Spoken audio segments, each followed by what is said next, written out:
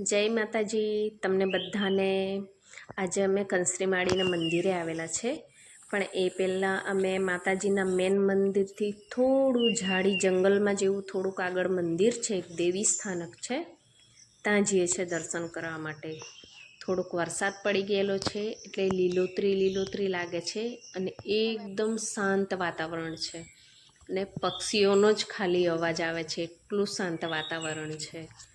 અને અહીંથી અમે ચાલતા જતા હતા, આજુબાજુ કોઈ નહોતું દેખાતું, એકદમ સુમસાન હતું અને થોડુંક ચાલ્યા એટલે એ દેવી સ્થાનક આવી ગયું અને અમે અહીં દર્શન કરી લીધું।